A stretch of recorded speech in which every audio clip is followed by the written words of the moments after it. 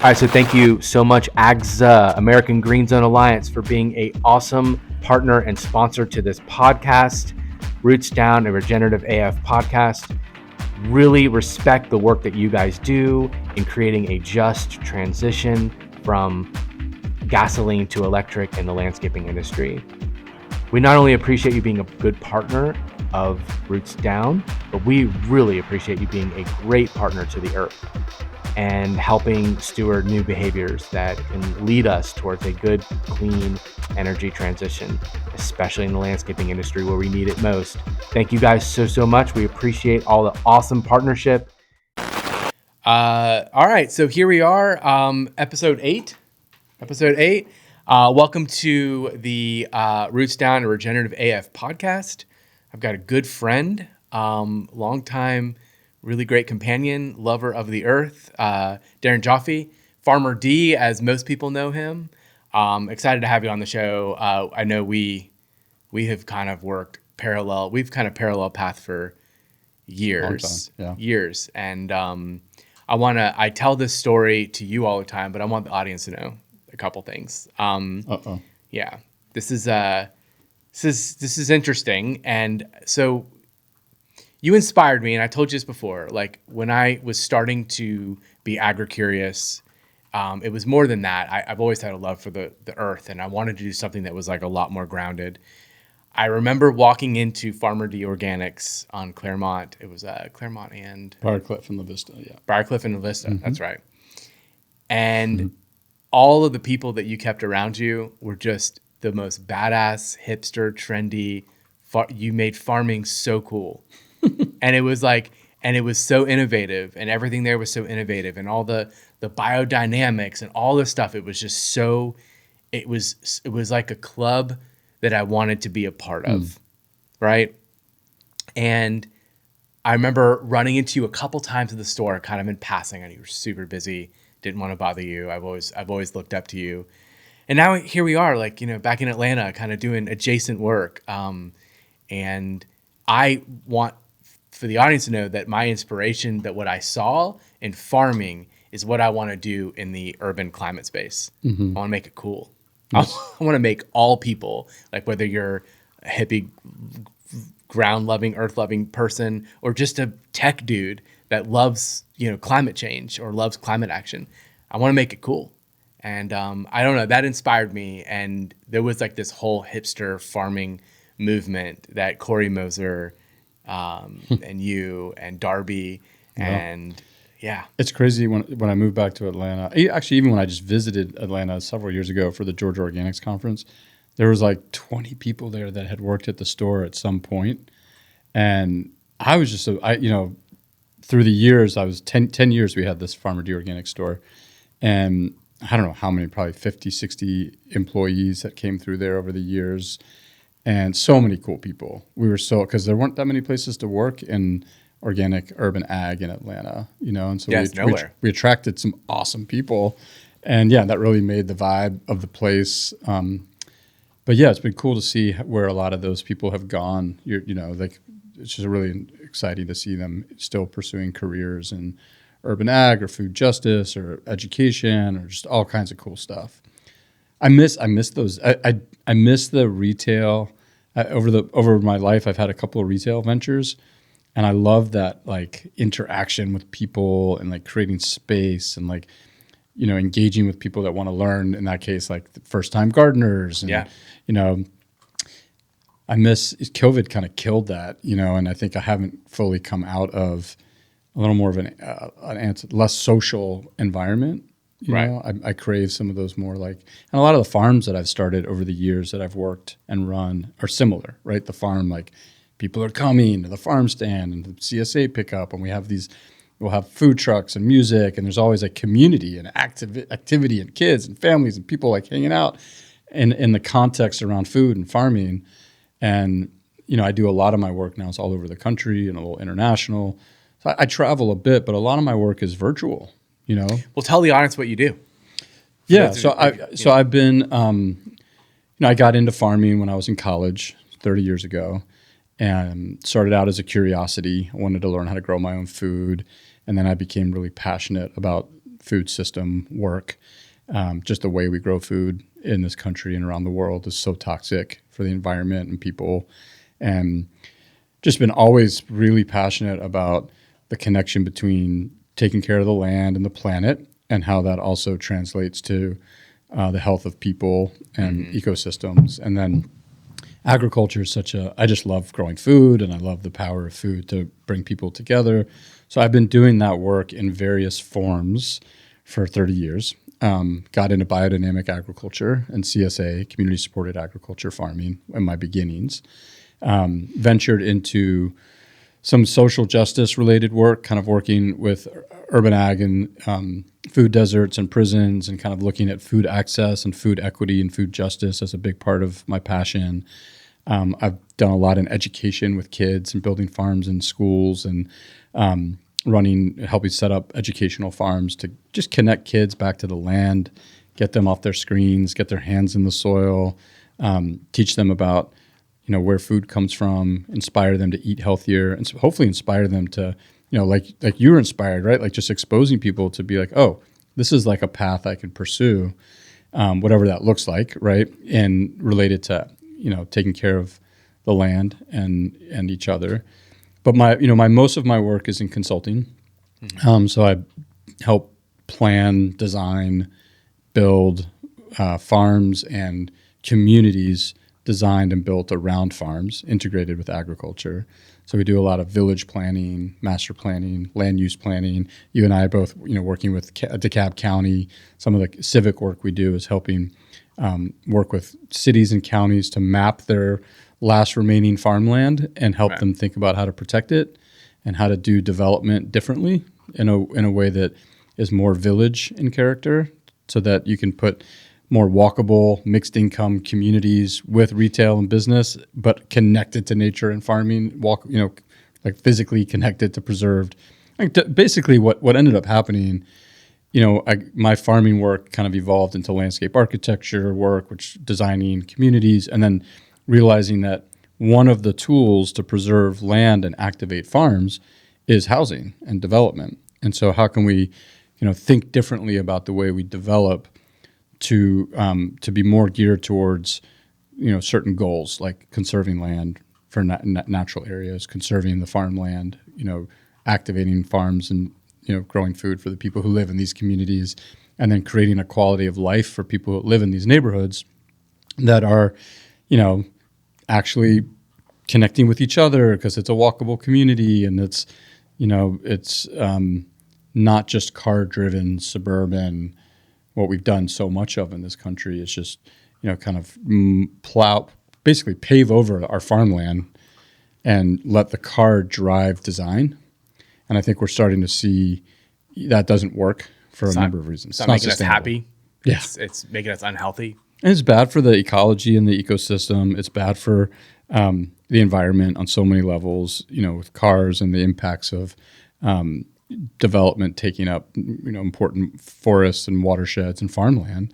And so the big thesis for me too that happened is I noticed that development, the cost of land based on development pressure becomes too expensive to be viable for agriculture anymore.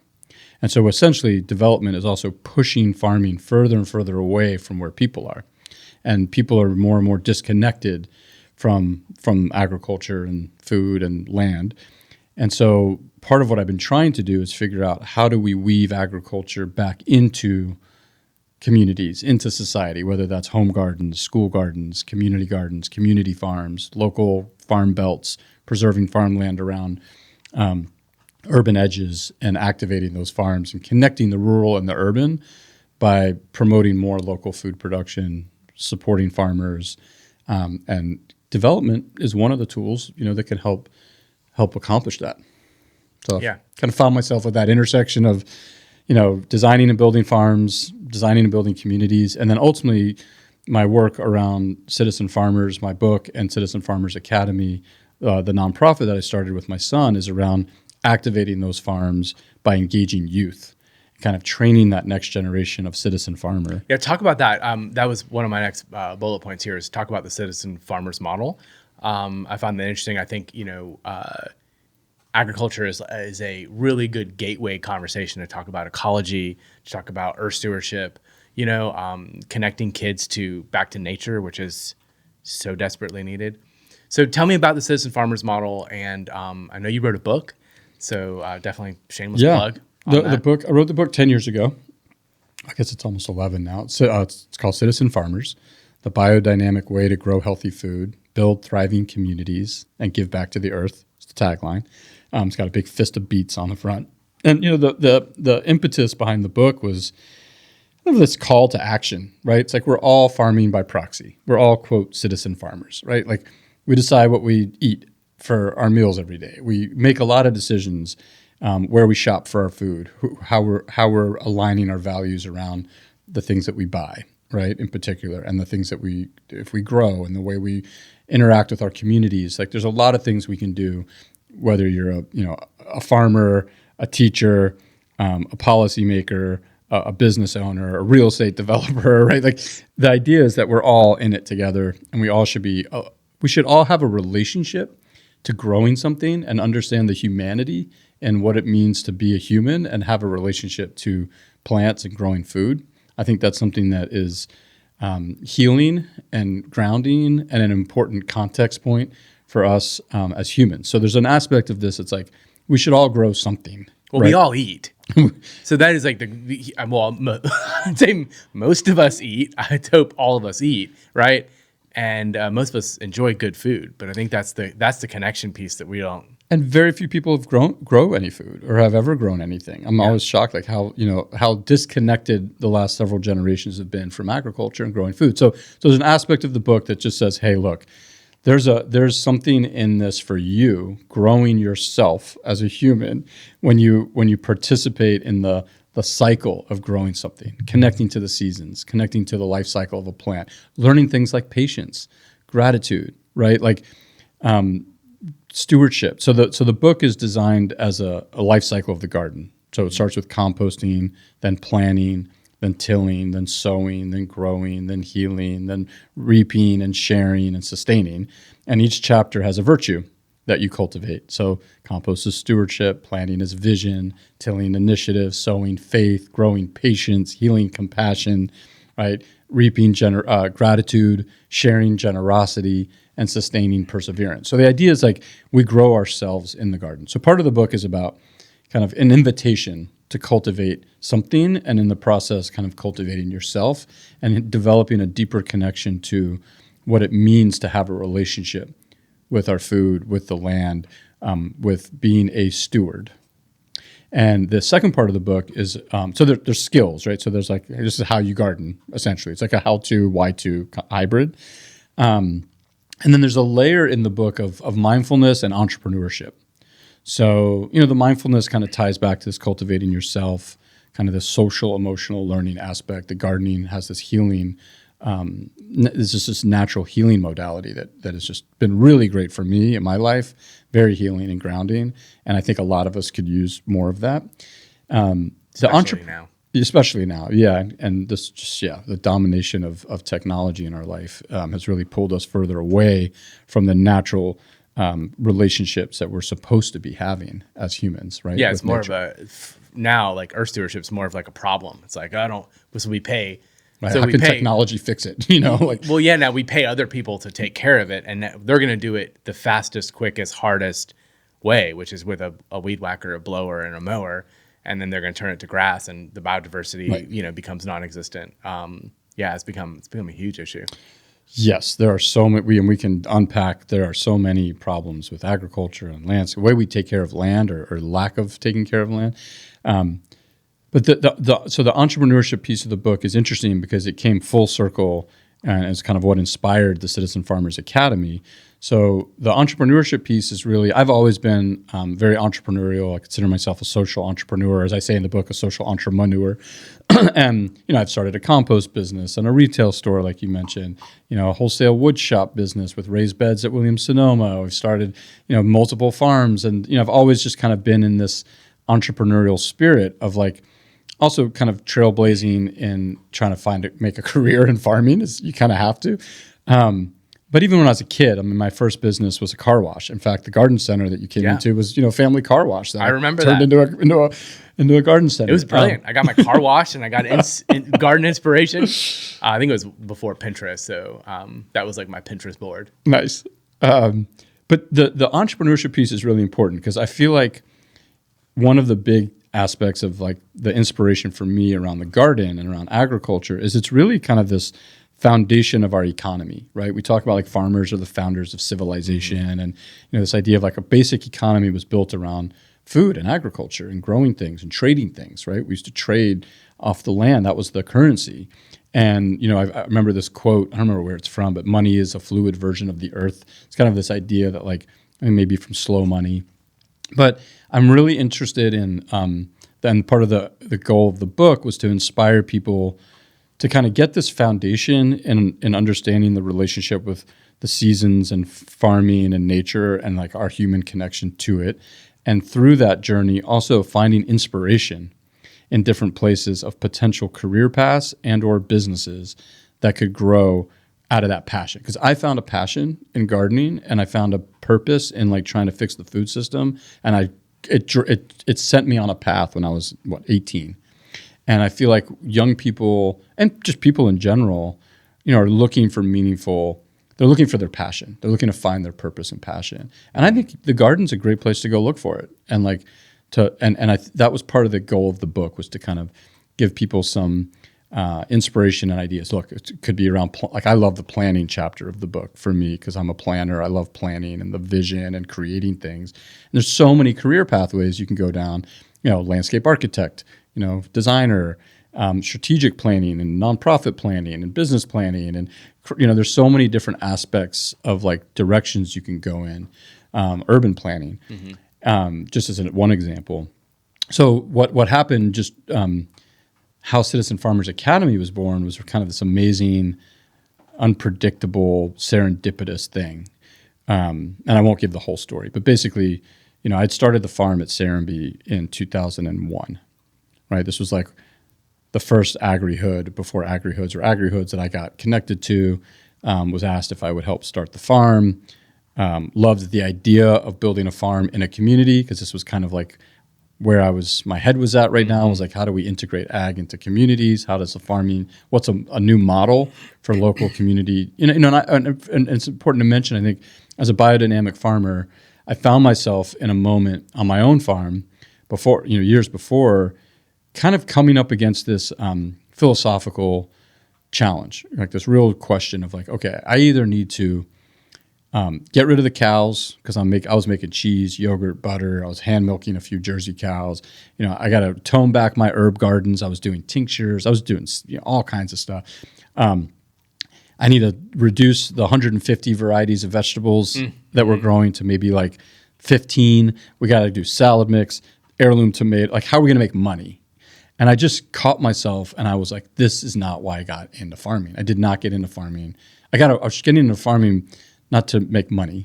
I was getting into farming because I was passionate about creating, diverse, regenerative, biodynamic farms. It'd be great if those two were married, though. That if you didn't have to think so hard, think back to that career. If you didn't have to think so hard and people appreciated and valued the processes and the products you were bringing to the community, and more than just the product, but like, the education and the awareness, because us farmers we'll never get paid. Small farmers will never get paid for our product. Like it's because it's subsidized at a government level for larger ag, but we're never going to be subsidized. So like, I know you didn't do it for the money. I say that all the time. Clearly we were crazy because I did it for the love of the land and for the love of growing community. I didn't do it to make money, but at a certain point there became this intersection of like, shit, I gotta make money. And if I don't make money, then my wife's gonna leave me. I'm gonna end up leaving the farm, and then it's all for nothing. Right. Yeah, you should be able to earn a right livelihood doing noble work of growing food for people, and it's unfortunate. And it's just not valued. It's really frustrating in this country. And in many places, it's just not. It's not valued, and to your point, the big industrial type of agriculture is subsidized to the point where the the small farms get screwed, and it's been an issue in this country for a long time. We've been losing the family farm and losing the small farm, which is what built this country. And it's been replaced by really large scale industrial ag, which has tons of problems. And so I got really frustrated, and I thought to myself, okay, I'm not going to go down this market farming path. This is not why I got into this. I don't want to just cash crop salad mix and tomatoes, and it's just not what I envisioned the farm to be. That's not why I got into it. And I had the same thought of like, well, how do I sell the experience more than just the product, right? I can sell a few $100 worth of veggies at the farmer's market, but like, how do I rethink the whole model? And I started really thinking about what that might look like. And one of the basic ideas was like, if you can sell you can sell an egg for 10 cents, or today it's probably more like 75 cents right now, like price of eggs. But it's supposed to go down. Apparently, this new administration is going to make eggs so cheap. Well, we'll see if it happens with the bird flu. But anyway, so the idea of like you can sell an egg for 10 cents, or you can charge $1 for someone to come and get the egg, experience the whole thing. Oh, yeah. Get the chicken, agritourism kind of stuff. And so I started thinking about, and then the other piece that really came up for me was this idea, and this is actually really the core of all of it, is community. Okay, I had CSA members on the farm. I had 173 acres in southwest Wisconsin. It was near a town called Viroqua. Great area. Organic Valley, the dairy co-op was 6 miles down the road. Great community. There was natural food co-ops. It was a really cool area to get into farming and learn from some elders and be part of a community there. And I started thinking to myself, what if I sold some of my land to my CSA members, to my farm customers, and build a community around the farm? Instead of selling veggies, I'm selling the lifestyle, right? I'm building a community around the farm, and that would enable me to not be so financially stressed and trying to figure out how to sell enough heirloom tomatoes and salad mix to pay the bills. And so that really got me thinking about community. And I had this interest. I was also at the time very interested in intentional communities.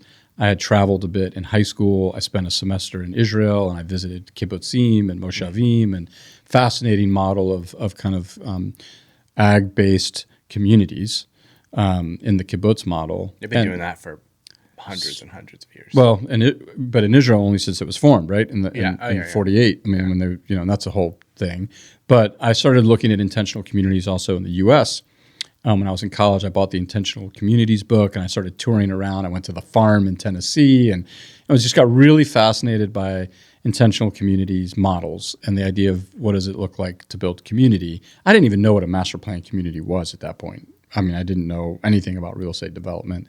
I just had this notion that like we should be building communities around farms, and that those farms. And the other thing of this is like I had studied the CSA movement, because when I got into biodynamic agriculture and I learned about community supported agriculture farming, a lot of this was, you mentioned something earlier about this. Like this was about a community that valued and invested in their farmer. That's what a CSA farm originally was. It was a community that came together and said, hey, let's put a budget together to grow food for us 100 families.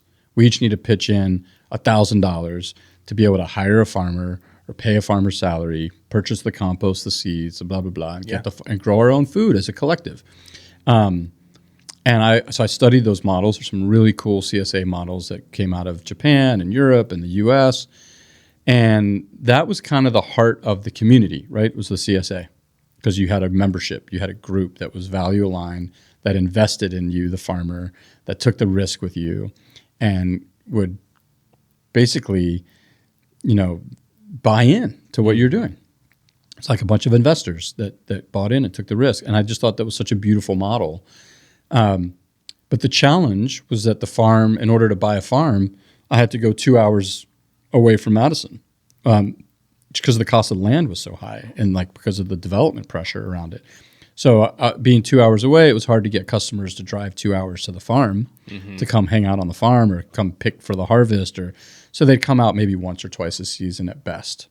And it wasn't enough. And then I was having to drive 2 hours at 3 a.m. to get a spot at the farmer's market, and And I felt it. And all my friends were still in college. Yeah. So I was like going back to visit all my friends, on the weekend when I did farmers market. And so I was like, that's when I started thinking to myself, okay, there's got to be a better way to do this. So that rural to urban market is kind of what you're like.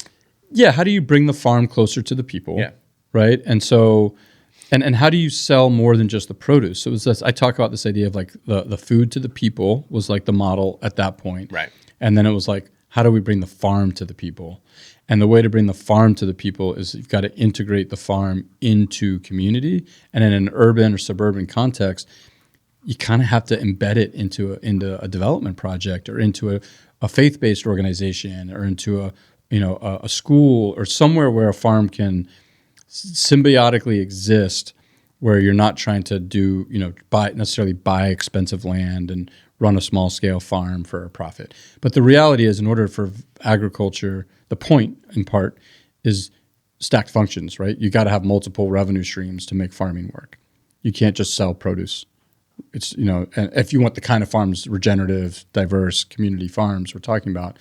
So having some ag tourism, having education, having hospitality, having, different ways, having housing, right? Having something that helps fund and support the farm, so it's not just a farmer trying to sling veggies at a market or a CSA alone. Yeah, so you're bringing up something, and I know we've talked about that before, is this developer model, and like in the urban setting, land is expensive. In Atlanta, it's hard. It's hard to even get a house for less than $400,000 anywhere in Atlanta.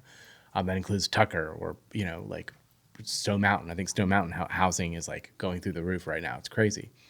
So like you got to get in order to do this, farmland is typically what we would call like cheap land, like right where we would want to farm on. So there's two things, and I would love for the viewers to know kind of like what the challenges are. But like number one, getting the developers to buy into this model because they don't see it as very lucrative, and then the zoning and all of the policy stuff that goes with it. It's like I see you and Greg working on this. And I just think it's like, it's just climbing a mountain, and it seems like such a huge lift. And I know the model's beautiful, but how do you sell that value proposition to the developers? Well, it's got to make financial sense, obviously. I think there's a couple of layers to this. So one is zoning. Zoning is pretty outdated in a lot of places and has not integrated this kind of approach of the quote agrihood or kind of village conservation community model that we're talking about. It's basically been a lot of suburban sprawl, has been right. Just kind of the standard way that developments happen. And because, in large part, developers can make more money and have less complex projects by doing what people have been doing, right? Mm-hmm. Single family suburban development, and some mixed use stuff. But generally, what's been done and what has kind of been zoned is not super inspiring. It's not taking lessons from pre-automobile village community walkability, mixed income workplaces in the neighborhood. Like that hasn't really been the norm, right? We're kind of now we're swimming upstream because what's been set, the way things have just been done for so long has just been this way. So, but somebody's got to change it, right? I mean, we see disruption happens in industries. People do change, things do change. And I would make the argument like we're at a point now where we have to change the way that we're living if we want to continue to kind of sustain our lifestyles on this planet. We need to be much more mindful about the way that we're growing and the growing population and growing cities and growing suburbs and growing food to feed all the people, and thinking holistically about how to do that in a way that is not just sustainable for the planet and for but also like for the quality of life for people who are living in these communities. I think that's so we need innovative models, which we now have several, not just in the U.S. but around the world. We need to prioritize this from a zoning and financial mechanisms to incentivize developers to do this. So there's a couple of tools in the toolkit, and it requires, some public involvement with government and some nonprofits like land trusts and nonprofit organizations playing their role, faith-based organizations, educational organizations, and obviously it requires developers willing to build more mixed income communities that are so it's kind of this like combination of like carrot and stick a little bit. Like there's certain things that need to be required. Like you see like wetland mitigation. Like you can't just go destroy a wetland and not have to mitigate it somewhere. Well, we don't do that for farmland. We should. Like if you're going to go develop and tear up a bunch of prime farmland and put houses on it and it's gone forever, like there should be some kind of mitigation or a bonus if you preserve that farmland and do more of a dense clustered village rather than a suburban sprawl. And there are some tools in different zoning districts where they'll give you what's called like a density bonus because you used less land and you're putting the allowable number of houses on a smaller footprint. They'll give you even a few more houses to make up because you're not going to have as much of like the large lot option to sell. Right. So the economics, of more smaller lots, has to balance out. I don't understand why that is not why that's not more popular. Because I look at all of the neighborhoods in our community, and I think, what the hell is one going to do with half acre of land? And I'll tell you, the majority of us are going to hire a mow and blow company to come out, plant one kind of grass, hedge trim my bushes. And I mean, you're right. Like, these products need to be not just the exception. They need to be kind of the rule. Like, we need to, in order to make, urban density better and housing more affordable, we need to come up with more products, better products. And that will include like using like land strategies better. Like, I see it's such a glut. And like, I mean, that's why I see like one of the things I love so much. And I talk on this podcast, like this is all about like regenerative urban practices, like how we can make the urban areas better. Because I don't know about you, you're back here in Atlanta, but I don't want to go back out to the rural areas. Like I'm not aligned with those people. Like I don't want to live out in nature, like by myself, siloed with just me and my wife. I take a lot of pride in building community and being out and seeing shops and commerce and good coffee and food and art, and that's what urban density is. I just think like, cities like Atlanta have done a really poor job of like coming up with solutions and products. And you're right. It's like, I think it's government. Like, well, it's culture change because I think there's a culture change that has to happen around this. And I think it's the next generation. It's kind of inevitable. I think the market's going to drive this because everybody wants a good little coffee shop and some sense of community and walkability, but not everybody wants to be, but people also want access to nature. Right. And so I think there's three, I think about it in three different models. Okay. I think there's an urban, a suburban, and a rural model of what a kind of village community could look like in the future, right? Like a modern village. And I think you can have it in the rural context very easily in the sense that you can have the best of village walkable life, but be in a rural context. I mean, the irony of moving back to Serenbe after, I started the farm, I left there in 2004 and came back in 2020. So 16 years later, after getting the farm up and running and the community kind of getting going, I left. And, my wife used to always kind of give me a hard time of like, why don't we live in one of these agri-hoods that you design and build? Like, why aren't we living in one? Like, where's our agri-hood? And I always was like, I don't know, which one it is. A lot of them are just too expensive or like too far in the middle of nowhere, right? Not in the place or they don't have good schools. So like, I am in the pursuit of like the perfect agri-hood for ourselves. That might be a project that I have to do. But the reality that during COVID, and this is actually kind of coming back to the citizen farmer story a bit too that I left off. When we moved back to Atlanta, we moved back from California. We've been living out there. And when COVID hit and the wildfires hit out west, we just decided to come east. We were like, we got to get out of here. So we packed up the RV and the 3 kids and we drove cross country. And we ended up climate refugee style. Yeah, we were like climate refugees. It was crazy. I mean, we literally were in the thick of the wildfires, having to evacuate, and it was frightening. And I just didn't want that for my kids. I didn't want the smoke and the fire hazards. It was too much. And so we moved to Serenbe temporarily as like just a furnished month-to-month rental and a school where the kids were actually in school during COVID in 2021.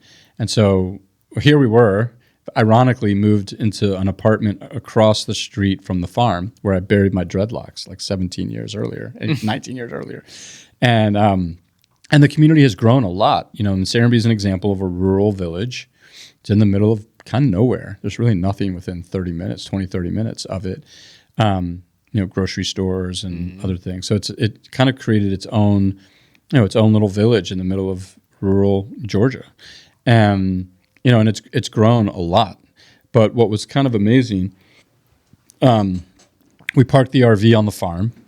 We moved into the apartment.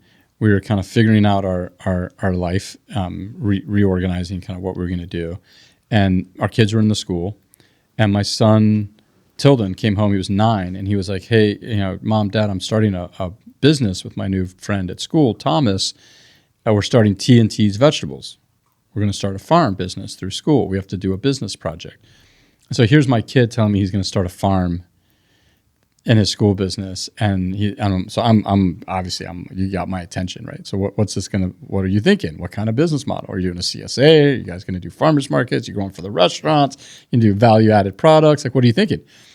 And he kind of looked at me like, well, I don't know. Well, and so we started a conversation, and I said, why don't you go talk to the farmer at Serenbe Farms and see if you can rent a plot and, use their greenhouse and the wash pack and so they did. And they started from scratch.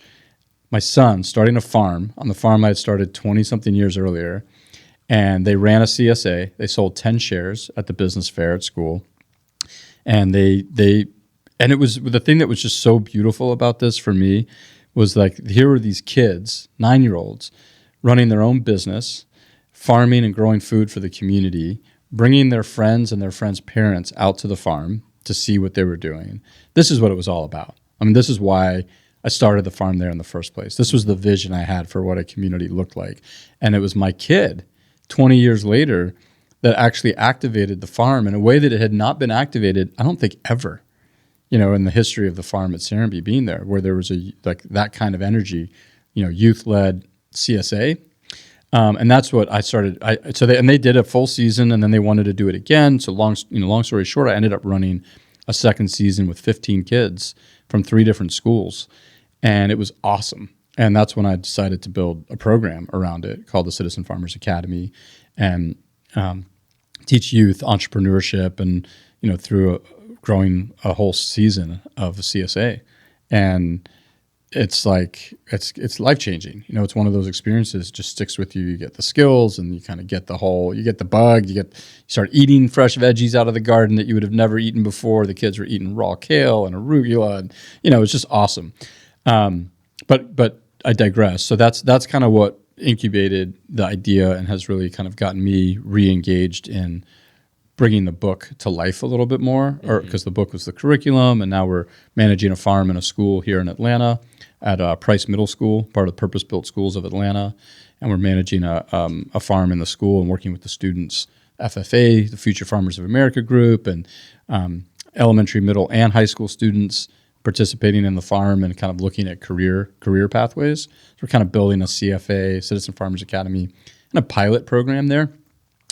But where I was going with this is you've got the rural context like Serenbe, where you can build a community, preserve the green space around it, kind of design it from what a real village or hamlet, traditional village or hamlet looks like, feels like, and how it functions. Really connected to the land, growing food and making products, people having their food grown right there, and people living in a walkable community where there is a coffee shop and a restaurant and a market and a sense of community.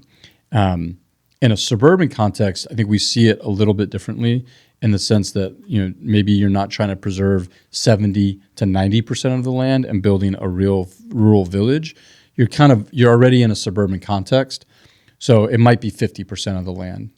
But you pick the best farmland on the edges of suburbia, where suburbia is continuing to sprawl like a virus, and you slow it down by starting to bring it a little tighter together in these mixed use, mixed income kind of village character areas where that culture shift can happen, where people can start to live like you're saying, and you love living in your apartment now, right? Like, and interacting with people and walking to the gym and the spa and so like I think there's a return to that. Mm-hmm. And even in a suburban environment, you can have the suburban agri-hood model work really well, especially when the farm can be connected to, schools, restaurant, event space, it's a third space, right? It's like the community can gather and something that it can breathe a little bit in a suburban. If it doesn't just sound a mall. I grew up as a mall rat. I would have much rather grown up going to the farm where Which mall did you go to? Perimeter Mall. Yeah. It's weird. Like we grew Mostly. up, we grew up in like the same area, going to the same mall. Back alleys of Perimeter Mall. Not exactly an inspiring space to grow up. And then the third context is urban, right? Where it's like you come into like the last, like what we're doing with the CAP, like where the last green spaces left in the city, and how do you connect? How do you take? There's a lot of underutilized spaces in cities that are ideal for infrastructure to build a village, to build density on a corner, or near existing infrastructure, school, church, park. Adjacent to a green space and a trail. Mm-hmm. It still has some land that you could activate as a farm. And all of a sudden, you can kind of repurpose and redesign some of these infill projects or still yet to be developed parcels within the city and create the sense of that's those same principles, walkability, connection to nature and agriculture, and kind of mixed use, right? Some retail, some co-work, some workspace, and residential. And ideally mixed, multi-generational, diverse socioeconomically, so that you've got a mix of products and you have a real community, right? Yeah. So that's the dream. So I want to. I usually end the podcast on some visionary idea. Want to ask you what do you see? For the urban environment. You're back here. This is where you're doing your work. The majority of your work, I think, work's really powerful. That we talked about the whole case study in DeKalb County of kind of like collectively like earth stewardship being the premise, right? Mm-hmm. And so what's your vision? Like, what's your vision for the future overall? If you were to kind of tell people what you want to see counties and municipalities and cities and urban areas do, like, what's the vision look like? Yeah, I mean, I think we need to be changing the paradigm on how we build communities and how we develop and or preserve land, mm-hmm. And how people are living so that they can be living healthier lives that are also lighter on the environment.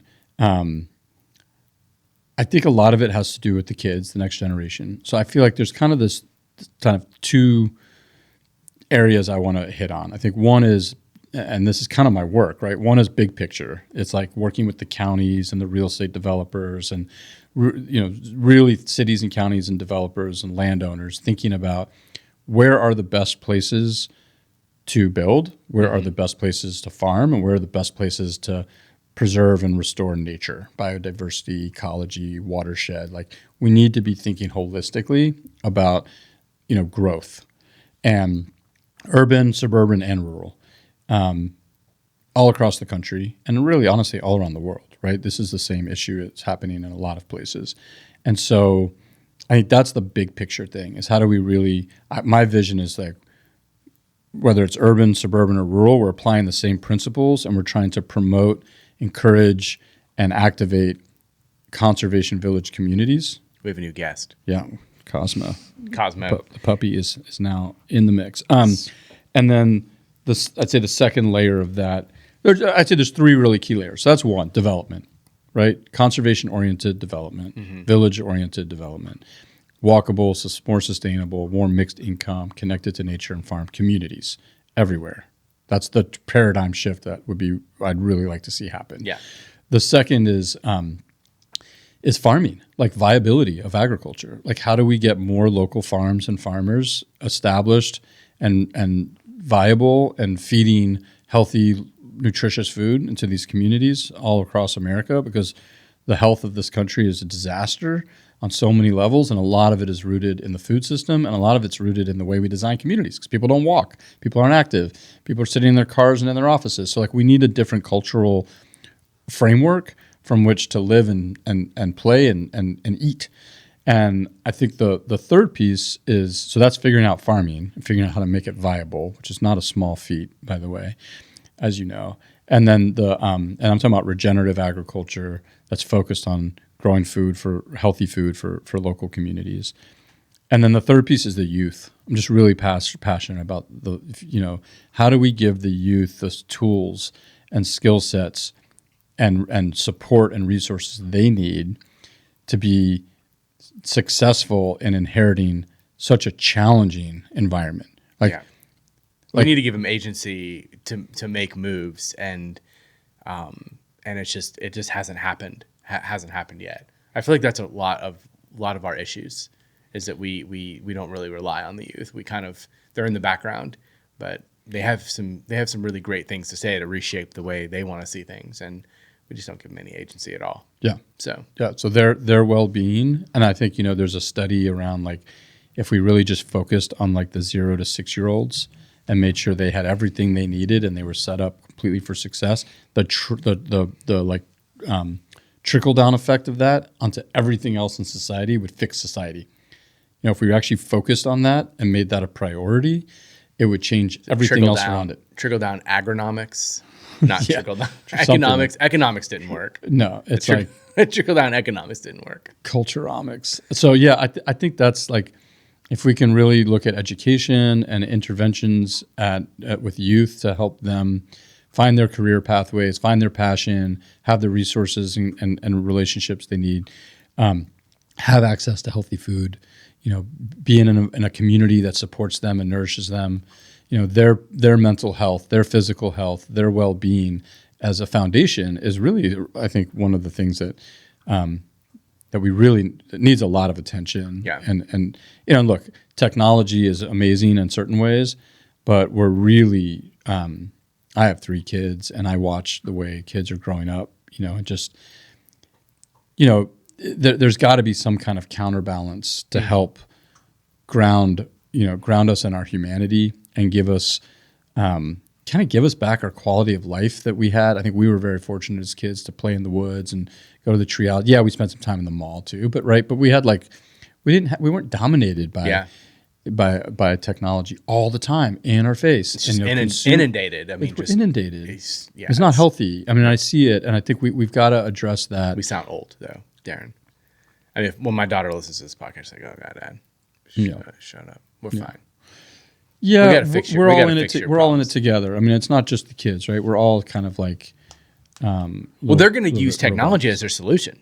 I mean, that's the conversation I'm having with 18 to 25 year olds. They're like, well, we created this technology. We're going to take this technology and we're going to use it to solve climate issues. And yes, right? It's a yes and. Yeah, and maybe they will, maybe they won't. Maybe maybe there'll be bigger problems. Beautiful vision, Darren, Farmer D. Love the work you do, and want to keep grinding it out and make sure this is, this is important work. And my philosophy is, this sounds bleak, but I don't know that we can do much worse. I really feel like there's a lot of room for improvement, right? We could do so much better with everything, with how we develop, how we encourage people to grow food, how we build ecology into our urban sector. We could do so much better. So that's where we come in, and that's what makes me hopeful. So I'm like, oh my God, there's so much work to do. Yeah, it's what keeps me getting out of bed. Yeah. But tell people where to find you, and then we'll wrap it up. Tell people where to find you, how to get connected, and farmerd.com is my Farmer D website, and farmerd@farmerd is my email, and citizenfarmers.org is where Citizen Farmers and Citizen Farmers Academy lives online. And I'm here. I'm in Atlanta. Kind of spend time between the farm in the Chat Hills down near Serenbe, and Price Middle School, where we have the farm in town. And then, in the ATL, just, trying to do the work and raise 3 healthy, happy kids and a puppy. And a puppy.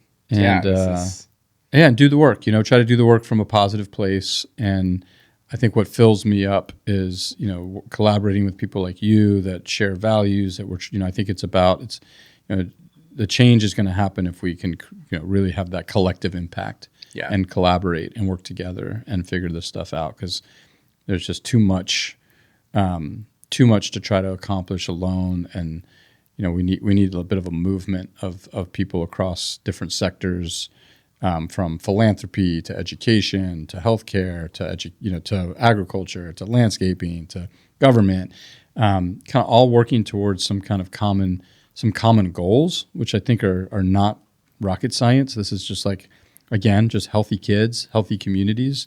What can we do to create healthier kids and healthier communities? Clearly, for us, it's a lot of it is rooted in the land and how we are in relationship with the land. So I hope that we're able to inspire some people here today, and I hope we can. I think so. Sure. Amplify the voices of those doing the work. I appreciate you having me on. It's really nice to be here. Me too, bud. Yeah. Well, we'll see you around. Yeah. And it's great to meet our next guest. We have someone waiting in the waiting room that I'd like you to meet. So. Awesome. All right. Well, thank you. That's a wrap, guys. Roots Down, Regenerative AF podcast. You know where to find me. Like and subscribe. Help build the channel. If you want to see all this positivity in the world, the only way to do it is to like and subscribe, and let's build more regenerative urban communities. Thanks. Word. Peace out. Come on, puppers. Oh, yeah, that's right. We need puppy and milk.